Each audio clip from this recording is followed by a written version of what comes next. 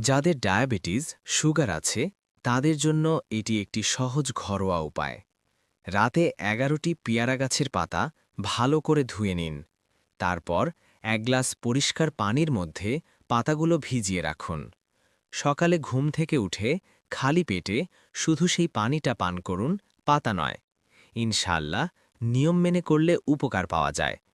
অনেকের ক্ষেত্রে ৮ দিনের মধ্যেই সুগার স্বাভাবিকের দিকে আসে, আল্লাহ চাইলে। এই পদ্ধতিটি নিয়মিত করা যায়। যখন ধীরে ধীরে আপনার সুগার নরমাল হতে থাকবে, তখন ডাক্তারের সাথে কথা বলে ওষুধের ডোজ কমাতে হবে। যেমন, যদি আগে ৫০০ এমজি ওষুধ চলত, ডাক্তারের পরামর্শে তা ২০০ এমজি বা ১০০ এমজি করা হয়। নিজে নিজে জোর করে ওষুধ বন্ধ করবেন না, অবশ্যই ডাক্তারের সাথে যোগাযোগ করবেন। আর যদি দেখেন ডাক্তার অকারণে ডোজ কমাচ্ছেন না, তাহলে আবার গিয়ে কথা বলুন। প্রয়োজনে ভালো ডাক্তারের পরামর্শ নিন। বুদ্ধি করে জীবনযাপন করুন, হিকমতের সাথে কাজ করুন। আল্লাহ সবাইকে শিফা দান করুন। আমিন।